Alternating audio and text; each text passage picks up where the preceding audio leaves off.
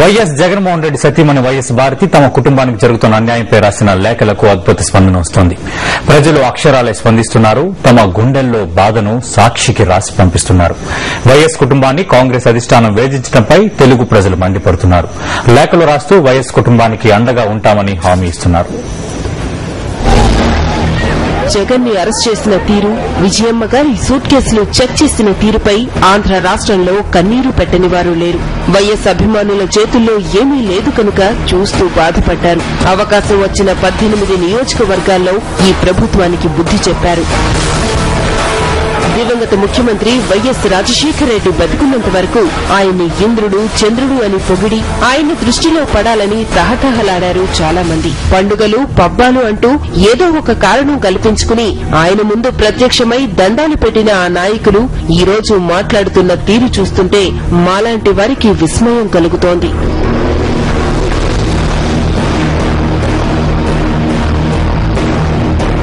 కోట్లాది మంది పేద ప్రజలకు మేలు చేకూర్చి నేనున్నానని భరోసా ఇచ్చి రైతుల గుండెల్లో స్థానం సంపాదించిన రాజశేఖరుడి పేరుపై బురద చల్లడానికి నేటి ప్రభుత్వం కుటిల యత్నాలు చేస్తోంది. ఎందుకిలా చేస్తున్నారు? వైఎస్ జీవించి ఉండగా తానెన్నడైనా కాంగ్రెస్ ను దూషించారా? కాంగ్రెస్ అధినాయకత్వాన్ని వ్యతిరేకించి మాట్లాడారా? అధిష్టానం మాట జవదాటని ముఖ్యమంత్రిగా వైఎస్ అధినేత్రి సోనియాకు విధేయుడిగా ఉండలేదా?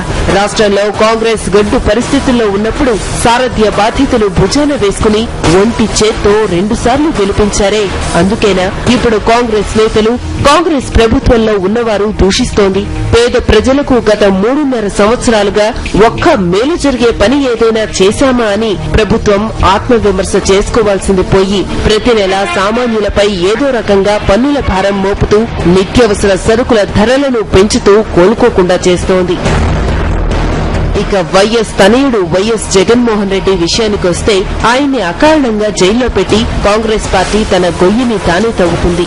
ఏనాడు ప్రత్యక్షంగా గాని పరిపాలనలో గాని జోక్యం చేసుకుని జగన్మోహన్ రెడ్డిపై అవినీతి ఆరోపణలు గుప్పించి అక్రమంగా కేసులు బనాయించి జైలుకు పంపి భుజాలు ఎగరేసుకుంటోంది కాంగ్రెస్ ప్రభుత్వం.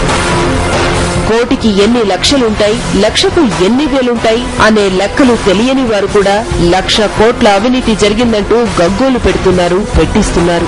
దున్నపోతు ఈనిందంటే పెయ్యదూడను పెట్టిందంటూ బాకా ఊదే మీడియా ఉన్నంతకాలం ఇటువంటి వార్తలకు కొదవ లేకుండా పోతుంది.